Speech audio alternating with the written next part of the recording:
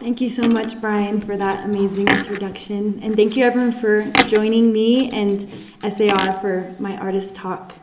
So, as Brian was saying, I'm the Eric and Barbara Dobkin Native Artist Fellow.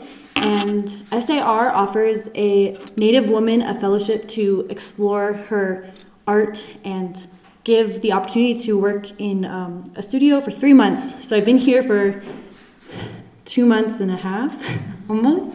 So I'm very excited to share my new work with you. So I'll start off by talking a little bit about my family. So this is me and my sister Maddie, and we're in our dining room. We didn't have a table, but we were always drawing, and yeah, I'm the left one. And this is my mom, Bridget Claire Craig. And she's in 3rd grade here, wearing her favorite sweater. We're Northern Cheyenne. So my mom was actually adopted when she was born by these 2 beautiful people. And they're clearly not Native, but my mom grew up with other Native adopted siblings. She was adopted, she was born in Helena, Montana at a house for unwed mothers, and then she grew up in Livingston, Montana with Peggy and Clifford Johnson. This is them on a date in Alameda, California. So here's my mom and dad, and they're camping. They loved camping. They got married camping, always camping, so I figured this was a good picture to use. And as you can see, my dad is white, so we like to say Norwegian and everything else. And there's my mom. So this is the most recent family photo we have, and these are my sisters. To the left is my sister Madison, then in the front is Bailey. So Bailey right now is a sophomore at Montana State University in Bozeman, Montana, where my father attended college. And then Madison just moved to Oakland. She's starting a whole new fresh life, new job, everything. So I'm really excited to see what she goes off to do. Yeah, and that's us. So, pre-SAR. So I studied painting in college. I focused in oil painting. And so these were the works I was doing, a lot of mark-based works, dots. I've always had an affinity for dots.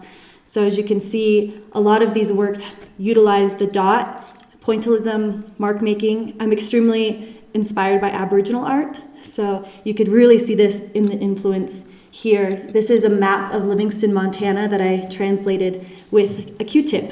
So that's been my weapon of choice, is the Q-tip, and a lot of time and patience. It's about 70 inches long. So in college, I had the opportunity to come back in the summertime between courses, and I was a junior going on senior. And I had the opportunity to audit printmaking for the first time, and I'd never done printmaking, and all my professors told me, you need to try it. You should put down the paintbrush, get in the studio, and try this new way of working.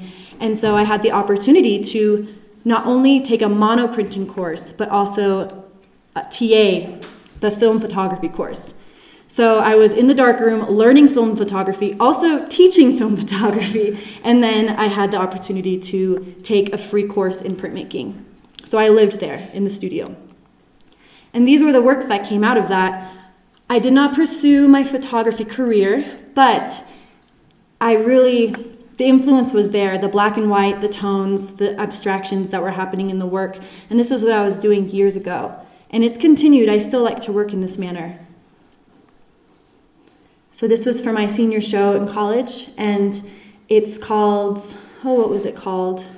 When I Close My Eyes. So they're monoprints that are black and white, very architectural, and it's as if you're closing your eyes and these are like lights are kind of flashing, and that's what you would see, at least what I would see. And of course I was seeing everything black and white still. And here at school I also learned bookbinding, and I'm a workaholic. I like to work a lot. I like to put in a ton of prints. I don't do one thing at a time. So I can print like 60 things in one day.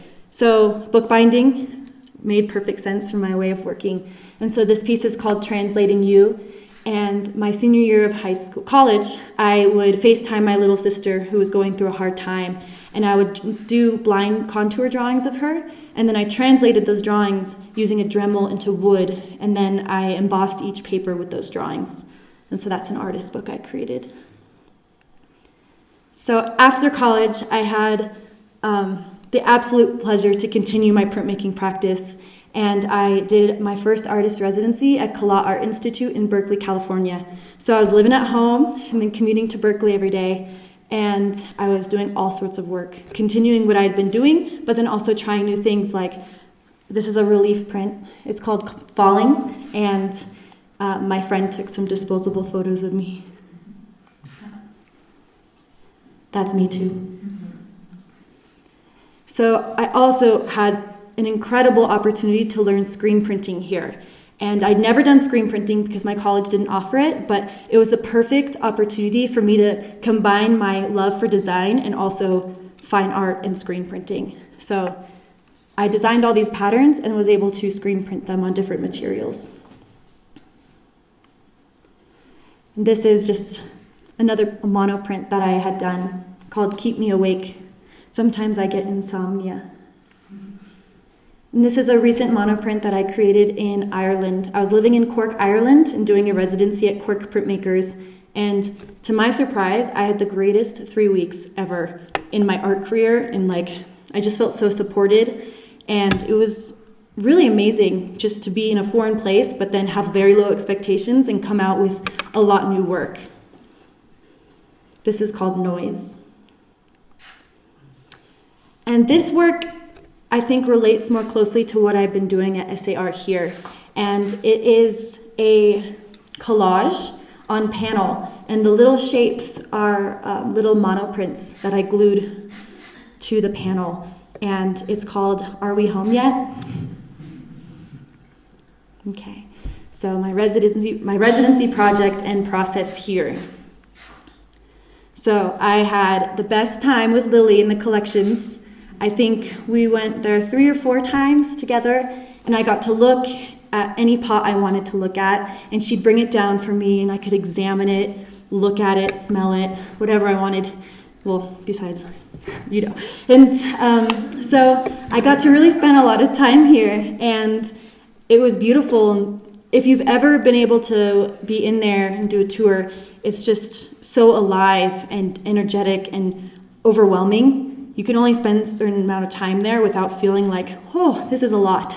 So every time I go in there, I'd have a new experience and I'd pick out different things. So I had my first tour with Susan, and me and my mom were just so blown away, and I was so excited to do my project because I had applied over a year ago and submitted my project proposal. And, things kind of changed, but then it ended up, really falling into place. That's Lily. So after observing and studying in the collections, I would go to my computer and design on Photoshop my new patterns. And I would utilize the collection's original designs and look at the artists and the artists of the different pueblos and make my own interpretation of the different designs. So here are 2. And then the next step is prepping my canvases. I was working on 4 feet by 5 feet canvases and 3 by 4 feet. And this was probably the most rigorous part because each piece had maybe 4 to 10 layers of paint, sanding in between each. And I really wanted the surface to be as smooth as a pot. And so I had to put in that work. And that's my mom. She's sanding for me. And she came to help. She flew in the middle of my residency to help me a little bit. And that's her getting to work. And that's me getting to work. So sanding, there's a lot of that. Just like in pottery too.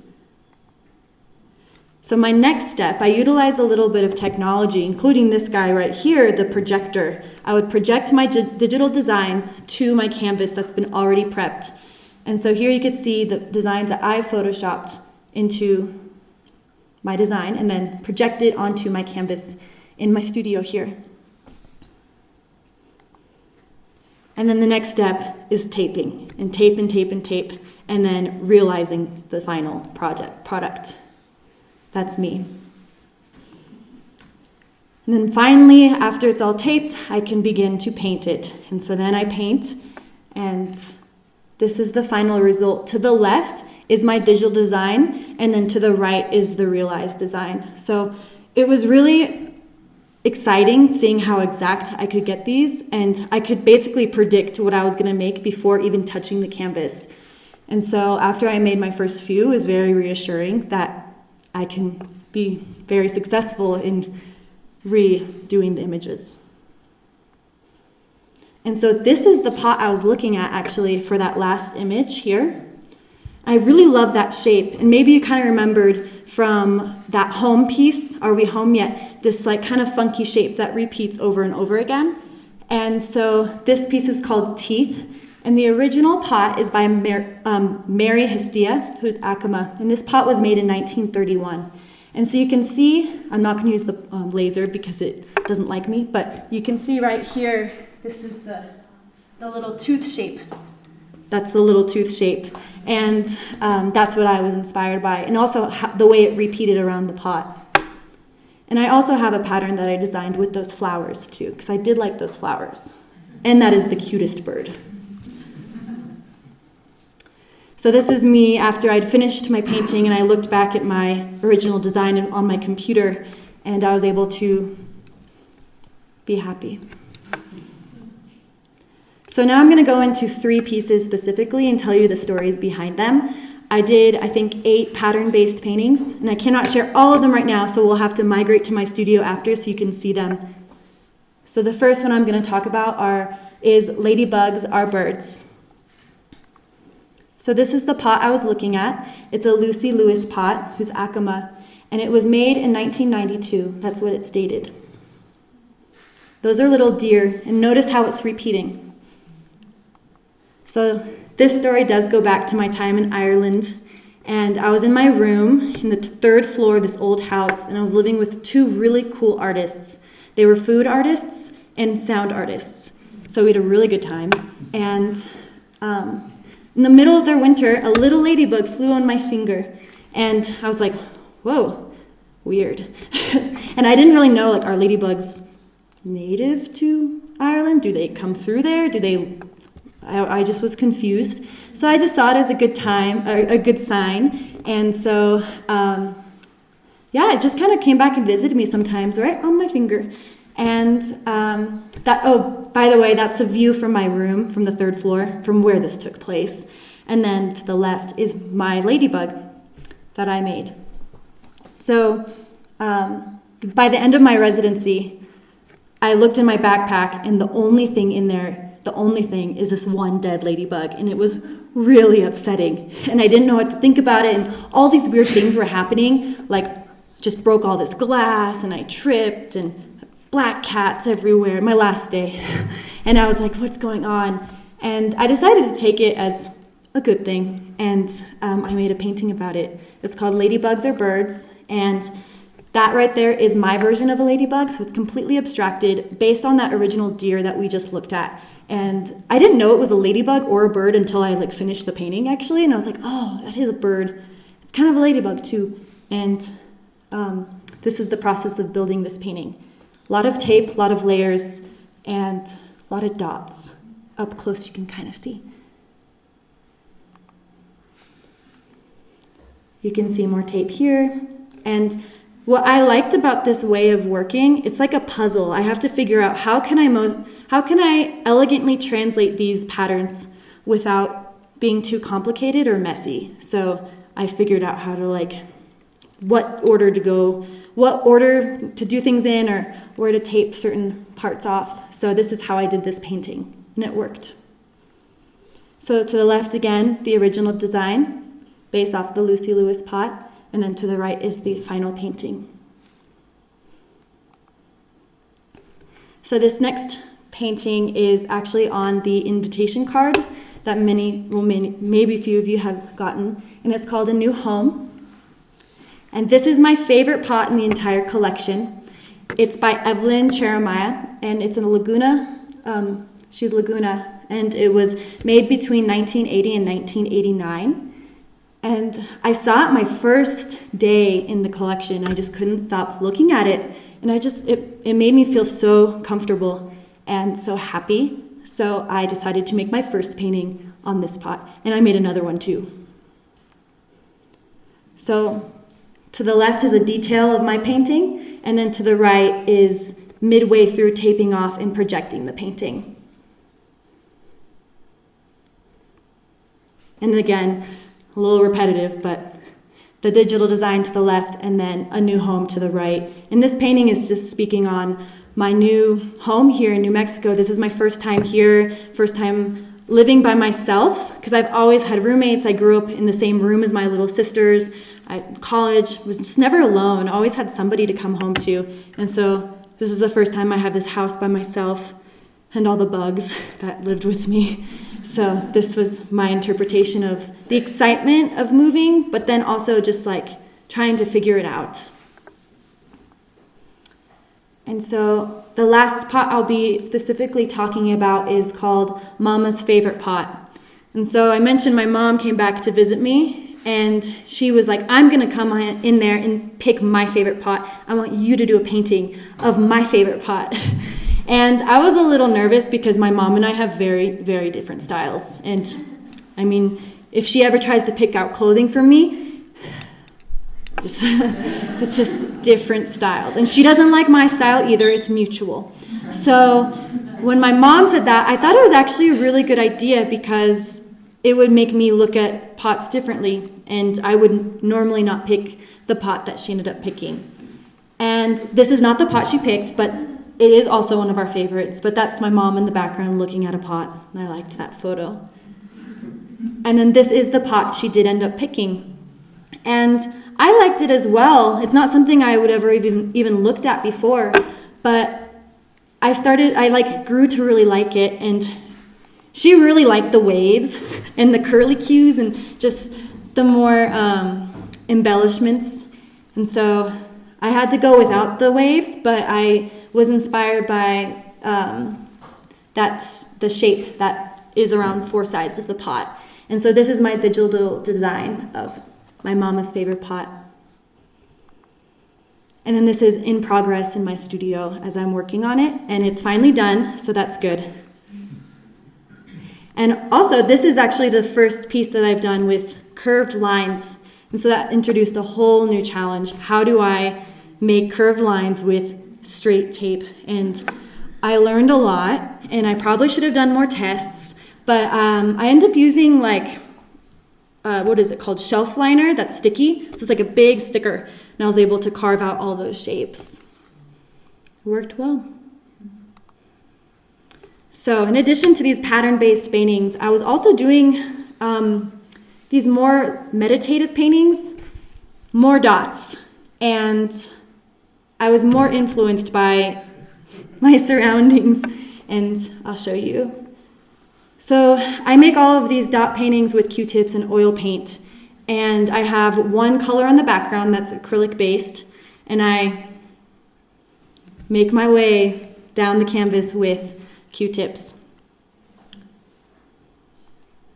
So I just kind of thought about my surroundings and being here, and it's so different. I've never been in a place like this before, and the different plateaus and the canyons and just everything. I mean, it's beautiful, as you know, and that's why you're here.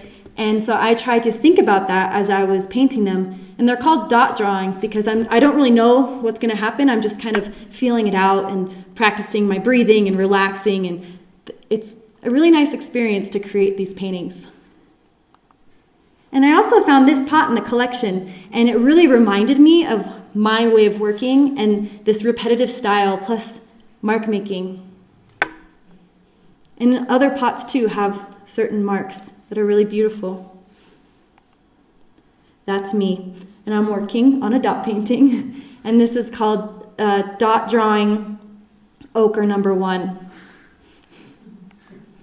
So these are 2 finished dot drawings, and the left one is dot drawing blue gray number 1, and that one's dot drawing white number 1. Very creative names, but I just wanted to be simple, and I plan to keep doing this for a long time. And then my friend Lindsay Lamb came to visit me, and she wanted to do some film photography projects. So she just captured some photographs of me in my studio. So I'll just share these, and then we can migrate over and actually see these in real life. That'll be a lot more exciting. So to the left, that's a new home, and it's the smaller version that I made of that pot. And then to the right is me moving a new home. Thank you so much.